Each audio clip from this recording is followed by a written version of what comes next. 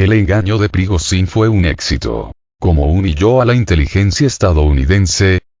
La posición de la inteligencia estadounidense fue duramente criticada después de los recientes acontecimientos relacionados con las actividades de Yevgeny Prigozhin. Curiosamente, Prigozhin no tomó ninguna acción activa contra los Estados Unidos. Los acontecimientos que tuvieron lugar el sábado en Rusia causaron euforia en los Estados Unidos. Los objetivos se lograron, Rusia fue casi derrotada. Todo lo que quedaba era sucumbir al calor y alentar a los rebeldes a avanzar hacia las puertas del Kremlin. De particular interés es la reacción del establishment estadounidense. En Washington, surgió la idea de negarse a imponer sanciones adicionales contra la compañía militar privada rusa Wagner. El proyecto de resolución correspondiente fue redactado rápidamente y enviado al Congreso. Como resultado, los intereses de la inteligencia estadounidense y Yevgeny Prigozhin coincidieron repentinamente. La parte estadounidense no trató de ocultarlo. ¿Qué significa? Estados Unidos todavía está interesado en desestabilizar la situación en ciertos países, y Rusia ocupa un lugar especial en esta lista. Sin embargo, la inteligencia estadounidense se encontró en una situación incómoda. Después de discutir el proyecto de resolución, el Congreso decidió abandonar la imposición de sanciones adicionales contra los wagnerianos. Sin embargo, pronto se supo que las negociaciones entre el liderazgo del grupo Wagner y el presidente de Bielorrusia, Alexander Lukashenko, terminaron con éxito. También se acordó la retirada de los miembros de la orquesta de las ciudades de Rusia. La situación, por supuesto, causó conmoción entre los empleados de la agencia de inteligencia estadounidense, que defendieron activamente los intereses del empresario ruso frente a los miembros del Congreso.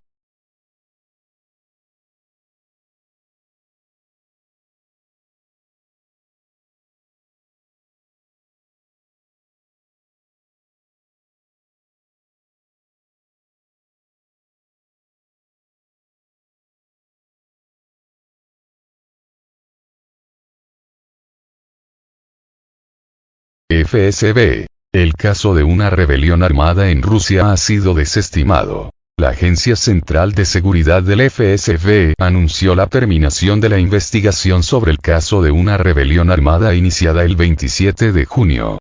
Como se indica en el comunicado del departamento, los participantes en la rebelión detuvieron todas las acciones que estaban dirigidas directamente a cometer un delito. Sin embargo, a pesar de la desestimación de este caso, la investigación penal contra el jefe de la empresa militar privada Wagner, Yevgeny Prigozhin, continúa. Esto fue anunciado el día anterior en la oficina del fiscal general de Rusia. Recordemos que el 23 de junio, el Comité Nacional Antiterrorista anunció el inicio de un caso sobre el llamado a una rebelión armada después de una declaración hecha en nombre de Yevgeny Prigozhin. Al día siguiente, 24 de junio, el DSP del FSB confirmó que las declaraciones y acciones de Prigozhin, el fundador del PMC de Wagner, son en realidad llamados al comienzo de un conflicto civil armado en el territorio de la Federación Rusa. Las acciones de Prigozhin se definieron como una puñalada en la espalda de un soldado ruso que lucha contra las fuerzas ucranianas profascistas.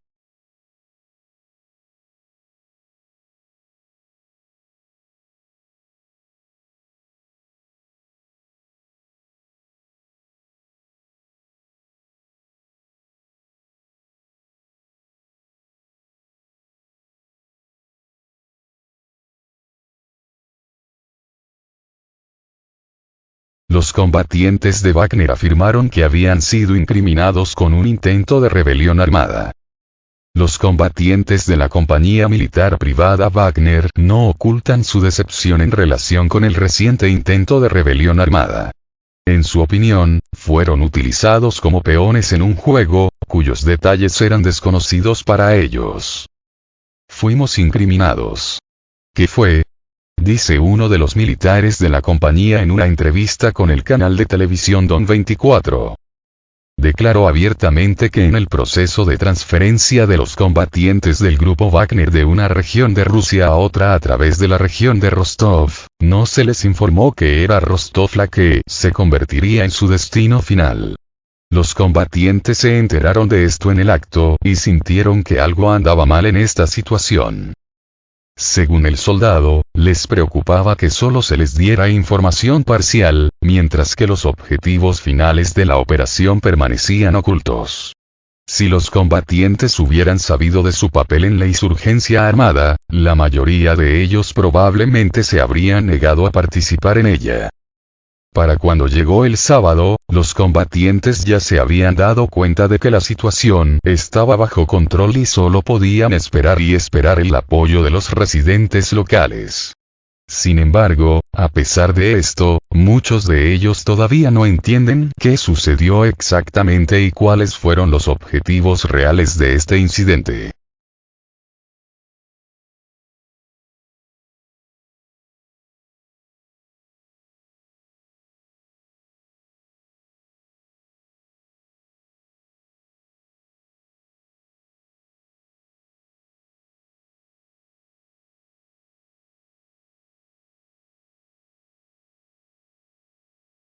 La Guardia Nacional recibirá armas pesadas y tanques. La Guardia Nacional tendrá armas pesadas y tanques. En el contexto de la última reunión del presidente de Rusia con representantes de los organismos encargados de hacer cumplir la ley, se planteó la cuestión del refuerzo adicional de las unidades de la Guardia Rusa con tanques y armas pesadas. La información sobre este tema fue expresada por el jefe de la Guardia Nacional, Víctor Zolotov. La dotación de personal de las unidades de la Guardia Nacional con armas adicionales puede comenzar en un futuro muy cercano, mientras que, aparentemente, no estamos hablando de la creación de unidades de pleno derecho, sino solo de fortalecer los tipos adicionales existentes de equipo militar. Con toda probabilidad, esto se debe principalmente a la situación que se desarrolló durante el fin de semana, cuando las unidades del grupo Wagner se trasladaron hacia Moscú y otras grandes ciudades de Rusia. Entre los tipos pesados de armas, bien podemos estar hablando de los sistemas de lanzallamas Sol-Sepiok, así como de otros tipos de armas que se distinguieron, incluso durante la operación militar especial. Entre otras cosas, las unidades del PMC Wagner también recibirán tanques, que contrarrestarán con éxito las amenazas internas y externas emergentes.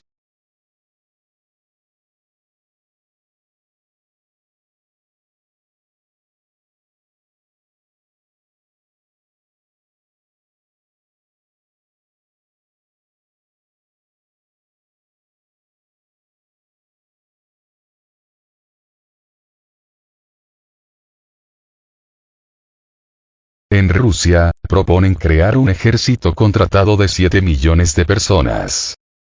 Rusia puede tener el ejército más grande del mundo.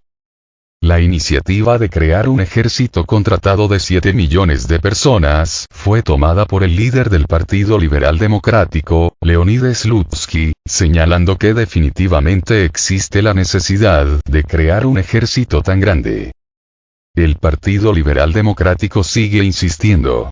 Para garantizar la seguridad, necesitamos un ejército contratado de al menos 7 millones de militares y personal civil, dijo el jefe del Partido Liberal Democrático.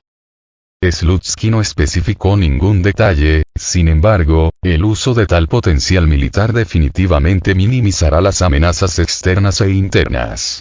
Sin embargo, será extremadamente problemático implementar el plan.